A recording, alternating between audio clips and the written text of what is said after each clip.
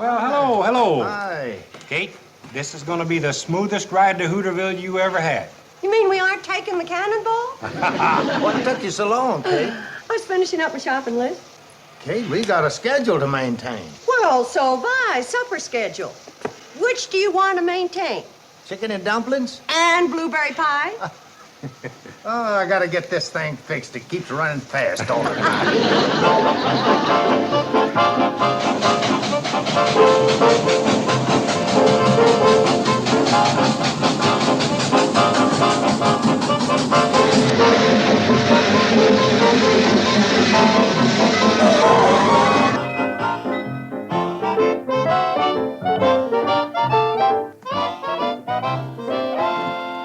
Charlie, you were right. That was a smooth ride. Like sailing on a pink cloud. Well, thanks for the kind words, Kate. You figure to get your shopping done by the time we get this pink cloud turned around? Well, I should say. I can't wait to get aboard. Hey, look.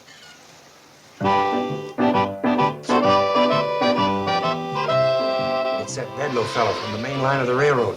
Sure is. And that can mean only one thing. Trouble. Come on.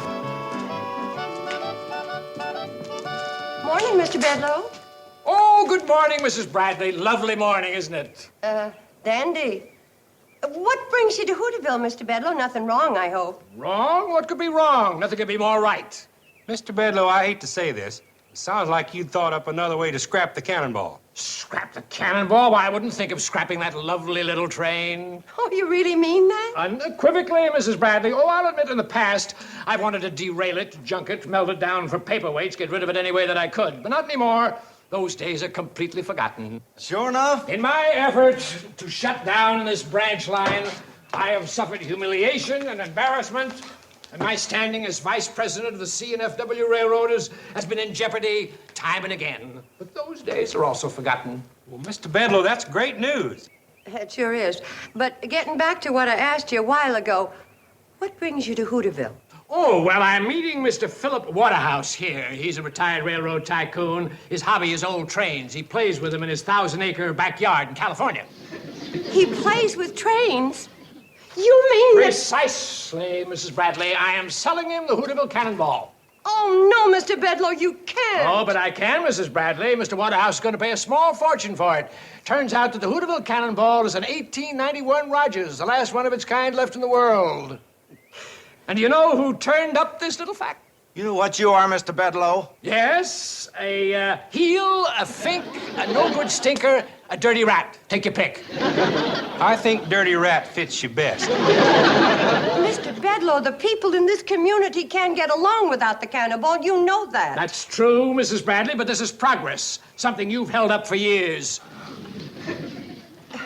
Why don't we talk about this over a nice hot meal at my place? Oh, no, you don't, Mrs. Bradley. You've tricked me for the last time. That train is finished. You're finished. Everybody's finished. Who is Mr. Bedloe?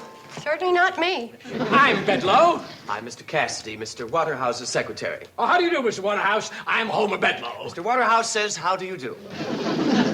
Well, why are we wasting time? I could be having my breakfast. Oh, yes, sir. Now,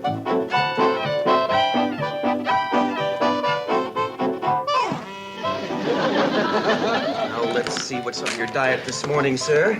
Probably nails. Dried figs, sir.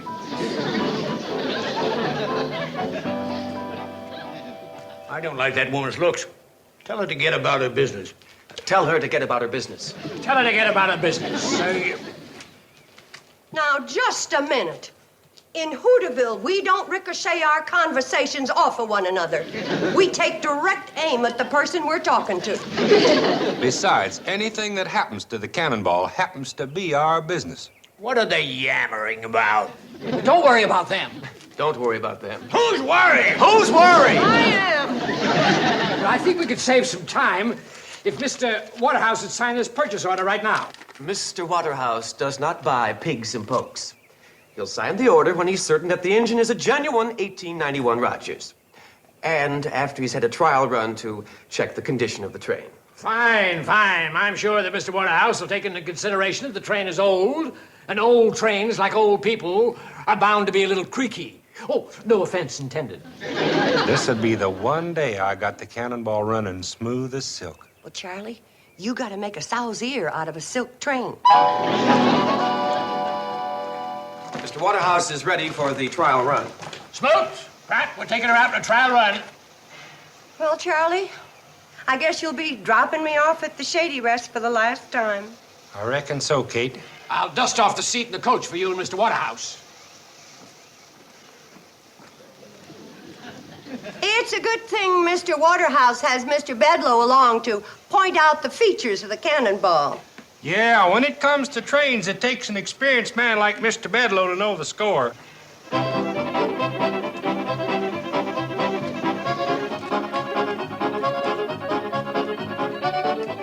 Kate, I don't want to see the Cannonball sold any more than you do, but my pride's at stake. I got her purring like a kitten. Well, she better start spitting like a wildcat, or we're gonna start eating like pigeons. Reckon you're right, Kate. I've got the seat all cleaned off for you, Mr. Waterhouse, all set to get aboard. Mr. Bedloe, I don't see why you feel it's necessary to come along to point out the features of this train to Mr. Waterhouse. Features? What features? Mr. Waterhouse has been a railroad man for 50 years. 51. I think Mr. Waterhouse is capable of determining the condition of a train without your help. But now, wait a minute. Mr. Waterhouse does not need a nursemaid. Now, you wait here till we get back. I know more about trains than he'll know if he lives to be 100.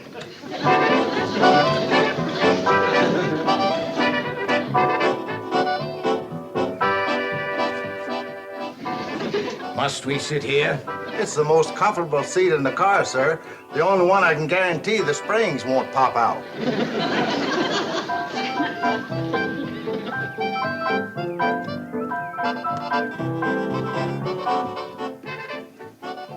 What's the matter, Sonny? You lost? Kate Bradley's responsible for this. Where is she? On the train. She is? I'd better get aboard.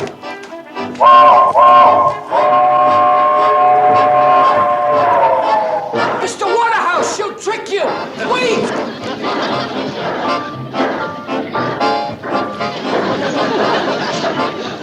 Oh, wait a minute! Stop the train! Darn that blasted train!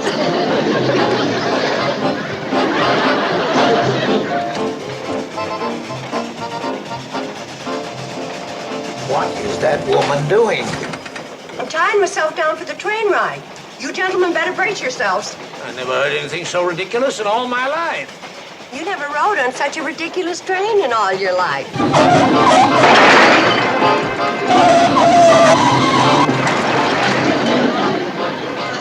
Can't say I didn't warn you. This may put a crimp in Charlie's pride, but maybe it'll keep food on the table.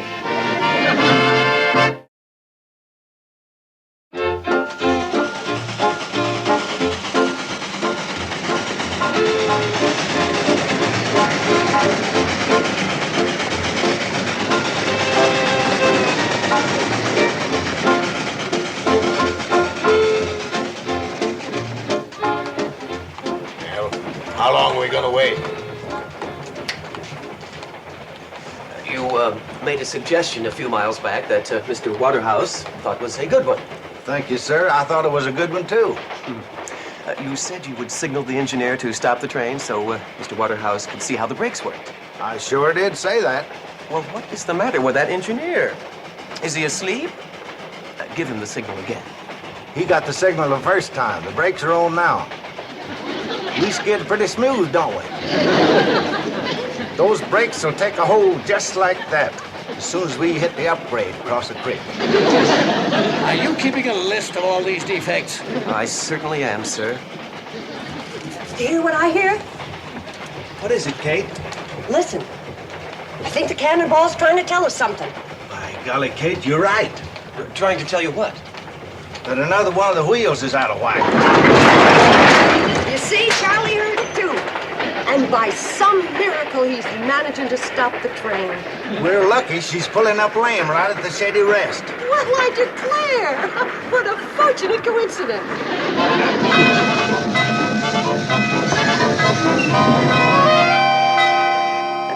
You're such nice gentlemen. I'm sorry you had to get hooked on another one of Mr. Bedloe's sharp deals. Oh, nobody sharp deals, Mr. Waterhouse. Why, the condition of this train has made him very happy. Happy? His greatest joy is in repairing these antique locomotives. And this one is certainly in need of lots of repairs. Mr. Waterhouse will ride the cab back to Hooterville to inspect the engine. Oh, wait a minute. Charlie wouldn't try to bring her back in the condition she's in. It'd be too dangerous, wouldn't it, Floyd? Well- And it'd take 2 or 3 hours to even get her where she could limp back. Isn't that right, Floyd? Well- But you're welcome to wait at Shady Rest. It's right up the hill from here. It is about time for your nap, sir.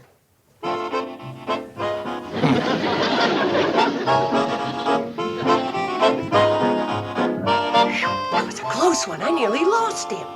Now then, you and Charlie sneak off on your run to Pixley and back. I gotta have time to pierce that man's meanness. You'll need an elephant gun to get through that hide. I got a hunch about that old saying. They're no bad millionaires, just bad stomachs.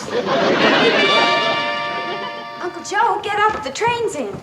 Looks like Mom brought back a couple of guests. Come on, Uncle Joe. Just 5 minutes more, Mom. I promise to get to school on time. Oh, stop kidding, Uncle Joe. We have guests, honest. Well, well! Yeah, well, there we are. Now, we can't exactly make you feel at home, but we can make you comfortable. Do you expect me to stay in this broken-down shack? What is that again, mister? Well, it isn't exactly a palace, but as they say, any port in a storm. Just a minute, Kate. We ain't so hard up you have to humble yourself. Uncle Joe, please. Don't just Uncle Joe please me.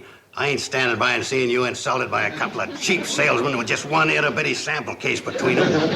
This happens to be an attaché case. I don't care if you're selling attachés or electric guitars. Just be sure your broken-down partner here keeps a civil tongue in his head. Tell him to shut up.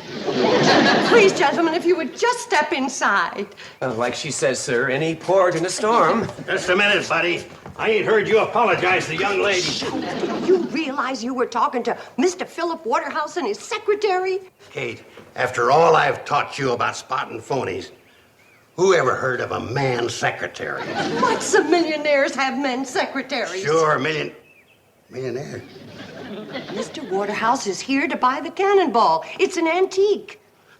Let me handle it, Kate. I'll get us a good price for the train. No, we can't sell something we don't own. Kate, we got a house full of antiques. Millionaires don't just stand around window shopping, they buy. But we don't want to sell anything. We just want to save the Cannonball. Okay, we'll save that to the last. Mr. Ornery.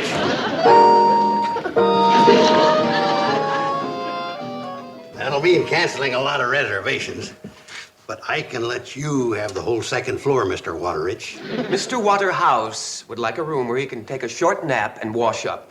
Your wash is my command. It's a little joke I thought you might enjoy. Tell him we don't. We don't. After you get your 40 winks, I'll show you our stock of antiques. I hope Mr. Waterhouse has a nice nap. Oh, I'm sure he will. Come on, Cassidy. Sir, I thought I would stay down here for a moment and go over these notes. Well, all right, but hurry. Yeah, hurry now. Mr. Waterich hasn't got all day. Waterhouse! Why don't you take your notes into the dining room? You won't be disturbed in there. Oh, thank you. I'll be fine right here. I'm gonna go set the table, Mom. You're right. Perhaps I'll have more privacy in the dining room. Billy! Yes, Mom? You're disturbing Mr. Cassidy. I know, but isn't it exciting? And he acts like a college man. Betty Jo, you get the fixin' for the chicken and dumplings. We gotta get going fast. And now to get Mr. Cassidy out of the way so I can have a nice long chat with Mr. Waterhouse when he wakes up. Here you are. Now get going.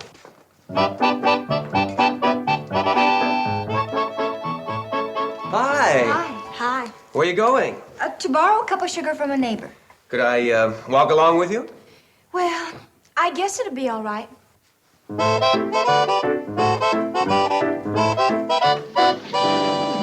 Hey, where are the girls headed with that male secretary? To borrow a cup of sugar from one of our neighbors. Well, our closest neighbor's 5 miles away. He's gonna find that out. Hey, Kate, What happened to those price tags we had left over from the rummage sale? I'm going to make everything look like it's for sale. I'll mark it clearance, 40% off. Uncle Joe, please settle down and listen to me. Kate, this is no time for chit-chat. There's a rich man upstairs. Don't you know what it means to be this close to millions of dollars, maybe billions? He's rich.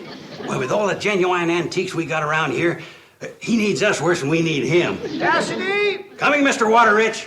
He wants Cassidy. Who's Cassidy? His secretary. I'll go fetch him. Kate, you can't keep millionaires waiting. Cassidy!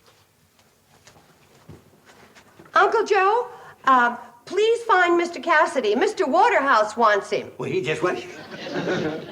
Please hurry, Uncle Joe. Mr. Waterhouse, the poor old thing, is helpless without his secretary. Helpless, am I?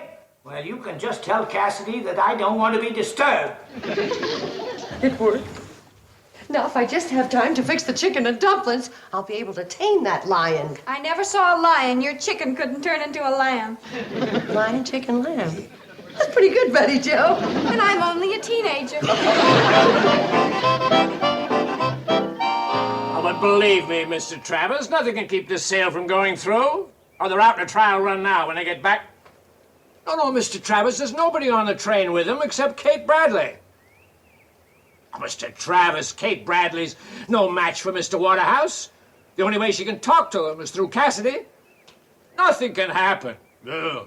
That's right. Well, goodbye, Mr. Travers.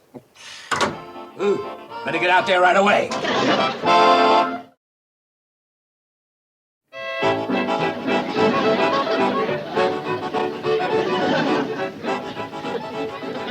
Where's my secretary, Cassidy? Oh, he went for a walk, Mr. Waterrich. House!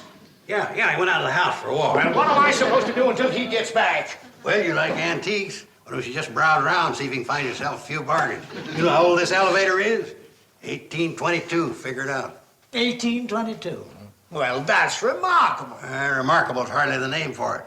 The word is old, antique. No, the word is remarkable. 1822. Yeah, remarkable, ain't it? Yes, especially since the elevator wasn't invented until 1852. Which proves my point. Don't sit down there and break into 1,000 pieces. Sure glad I wasn't sitting there when the Indian arrow hit. Remarkable, ain't it? Who was that? Oh, that's Phoebe, my minor bird. Sometimes I keep her in the elevator. Remarkable. I've got to get out of this madhouse. Where's your phone? Phone? Oh, I get it. You're a sharp trader. You know a bargain when you see one. What are you talking about? Now, let's just lay our cards on the table. You want the phone, we'll make you a price. Hello. Operator. Operator. Now, let's stop playing games. Now, you know a phone that old wouldn't work. It worked once, though. There was only 5 words spoken into it. Quick, Watson, I need you. Cassidy. Can't you put a muzzle on that minor bird? Yeah, gladly, but it'd be muzzling the beak of a 95-year-old minor bird. Cassidy. Oh.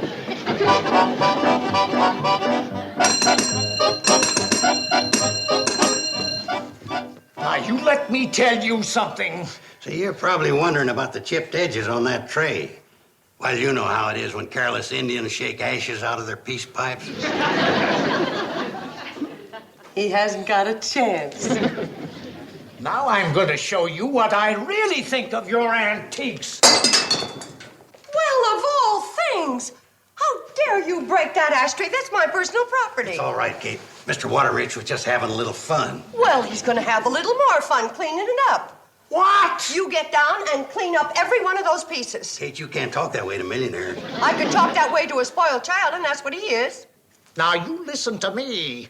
Yeah, you better listen to him. You shut up. You bet I will. You think you've been fooling me with your cheap schemes to keep me from buying that train. You can't fool him, Kate. He's brilliant. Don't you think I know why you sent Cassidy away? So you could cry on my shoulder with some sad story. He don't like sad stories. Hey, did you ever hear the... Shut up! Listen to me. It's true, I schemed. But I could have staked my life that you had a spark of decency in you, and that maybe somehow I could show you how important that train was to us, while to you it's just another toy. But I guess I was mistaken in my judgment. You ought to be ashamed. My mother went to a lot of trouble making chicken and dumplings for you. Just so you'd listen to her side of the story. Oh, I get it. The way to a man's heart is through his stomach, huh? Why, that's the corniest trick of them all. You're right. I should have known you didn't have a heart to get through your stomach, too. Well, that doesn't sound right, but you know what I mean. Of all the nerve! Oh! And I'm gonna keep this up until you get Cassidy back here. No, you're not. Take it easy, kid. Now, you get on You'll upstairs outweigh and at go to least your room. 40 pounds. Get to your room and right there until you promise to act like a grown-up. Give it to him, Mom. Now, I'm gonna lock you up there till you promise to behave.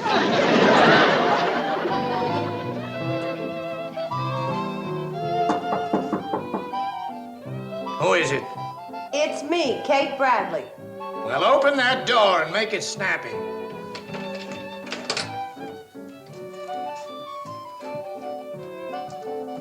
So, you finally decided it was safer to let me out, huh?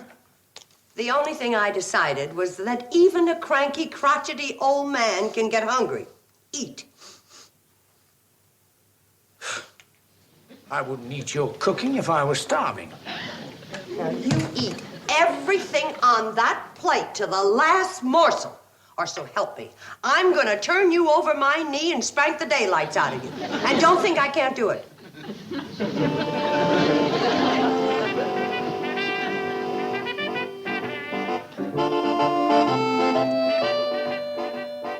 Well, you want to stand there and watch me? I don't think that'll be necessary.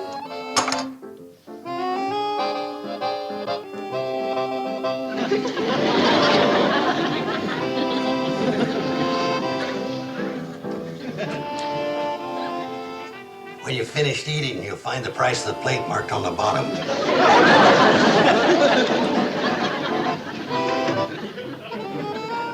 I should have known you'd be able to handle it, but it could have saved me a 25-mile hike from Hooterville. Tell him to shut up. I'm thinking. Shut up, he's thinking. I heard. Does this mean we'll have to move? We'll talk about it later, honey. You know I'm a good mind to give him back that $50 he gave me for that stuff he broke. Uncle Joe, did you take money from him? If Mr. Waterhouse will sign these papers, we can all go back on his train.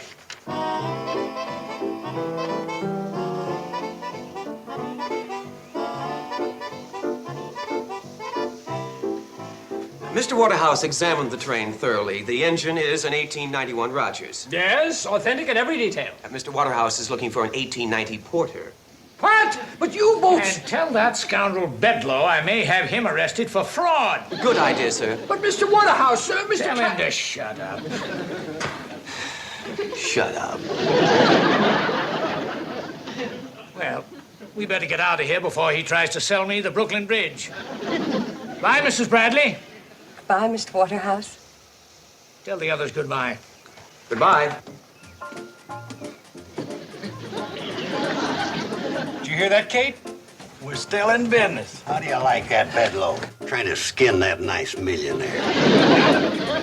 I gotta learn to have more confidence in my first impressions.